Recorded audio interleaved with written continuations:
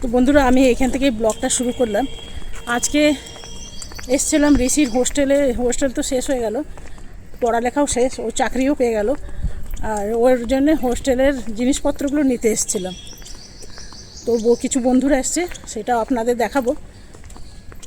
আর এটা হলো কলেজ পাড়া, এটা হলো ক্যালকাটা ইউনিভার্সিটি। এই যে এটা ভালো করে দেখায় আপনাকে।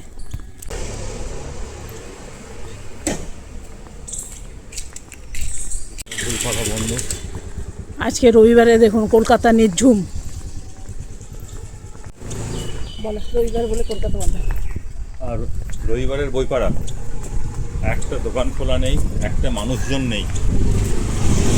তো ভাবতে পারবেন না কলকাতার মাঝখানে এমন একটা জায়গা আছে যেখানে নিশ্চিন্তে বিকেলবেলায় ব্লগ করতে করতে যাচ্ছি, হেঁটে যাওয়া যায়। আর আমরা বেরিয়েছি চা খেতে, চায়ের দোকান পাবো না মনে হয়। একজন খুলেছিলেন দোকান, তিনিও এখন বন্ধ করে দিচ্ছেন। আমরা বেরিয়েছি কটাই বলুন তো? আমরা বন্ধ করে দিচ্ছেন, এই দোকানটাই বন্ধ করে দিচ্ছি। আমরা বেরিয়েছি কটাই গো? তখন বাজে 1:30 বাজে, আর এখন বাজে 4টা। চুলটা একদম আঠা হয়ে গেছে। আহা, কি সুন্দর হাওয়া।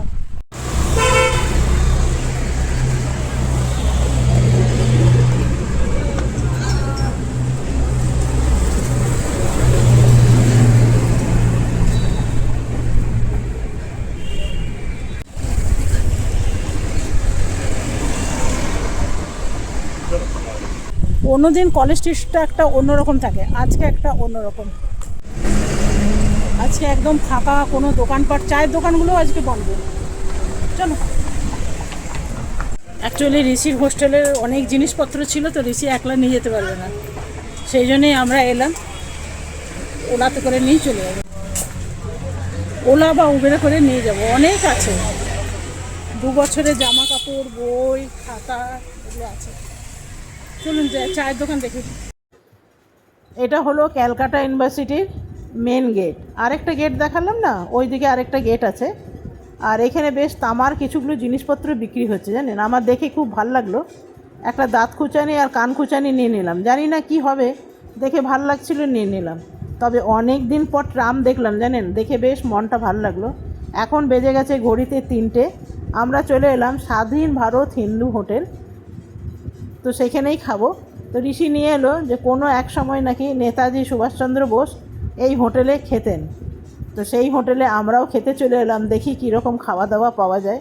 তো এইখানে যেরকম হয় আর কি, বাঙালি খাবার, ভাত, ডাল, আলু ভাজা, আলু পটলের তরকারি, মাছ খেয়ে নিলাম। ভালোই ছিল, মোটামুটি খারাপ ছিল না। ভাত খাওয়া আমাদের অনেকক্ষণ হয়ে গেছে। কলেজ স্ট্রিটে একটু ঘুরছিলাম, বই টই দেখছিলাম।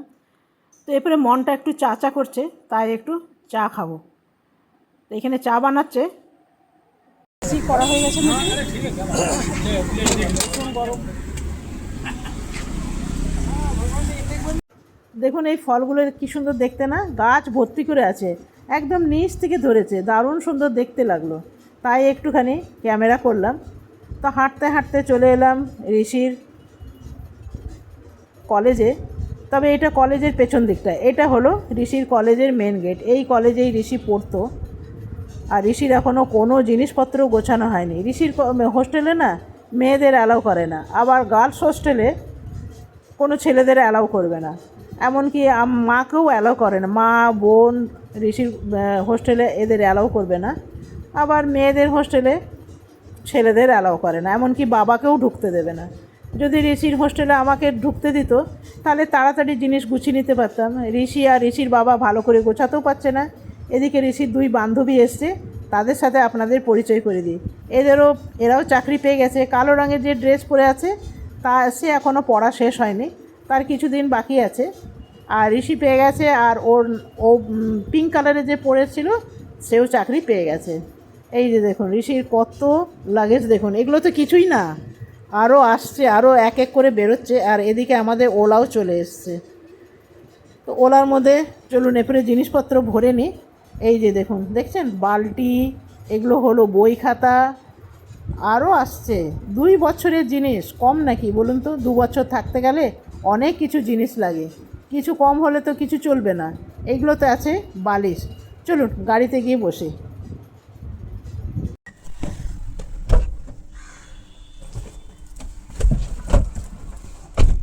2 বছর হোস্টেলে থাকার পর অনেক জিনিস হয়ে গেছে।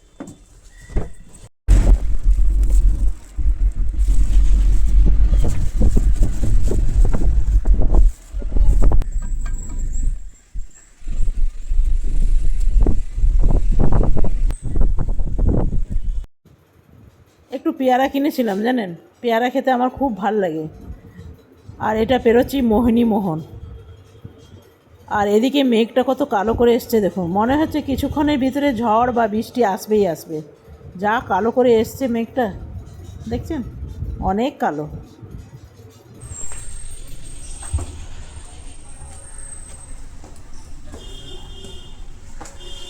ছেলের সম্পত্তি 2 বছর হোস্টেল বাস শেষ হলো তার। এটা কি বস রাজু, এটা কি? বালিশ। হ্যাঁ বালিশ আর একটা আছে তো। করছি।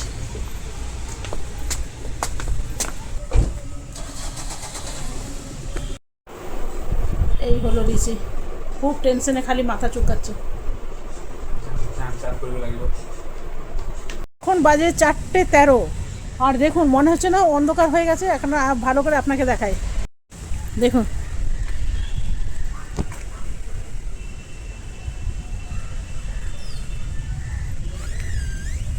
তো নয়, মনে হচ্ছে একদম অন্ধকার। 4:13 বাজে।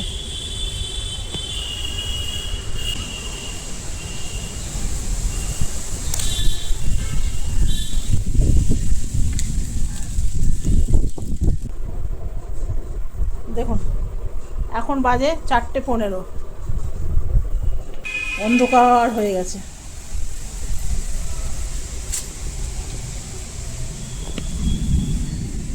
তো বন্ধুরা ভিডিওগুলো খুব বড় করব না, ছোট ছোট ভিডিও করব। একটাই ভিডিও করলাম, এখানে নেটের খুব খুব খারাপ সমস্যা। মানে আমার মোবাইল দিয়ে তো চলছেই না, আর এখানে নেট নাই বললেই চলে। তো ঋষিরও খুব খারাপ অবস্থা, সকাল থেকেও হোস্টেল খালি করেছে, বুঝতে পারছেন। সব বালিশ বিছানা এর মধ্যে আছে, চারিদিকে লাগেজে। ও আবার দেওঘর যাবে, এখান থেকে কিছু জিনিস আমরা নিয়ে চলে যাবো গুয়াহাটি, আর কিছু জিনিস ওর সাথে যাবে দেওঘর। কালকে যাবে দেওঘর, কাল সকালে। তো সেটা আপনাদের সাথে অবশ্যই শেয়ার করব। তো চলুন, আমরা খুব টায়ার্ড হয়ে গেছি, আজকের মতন এখানেই শেষ করলাম। ঋষিকে সবাই আশীর্বাদ করবেন, ঋষি যেন চাকরিতে আরও উন্নতি করতে পারে। আজকের মতন এখানেই শেষ করলাম। Bye bye bye bye.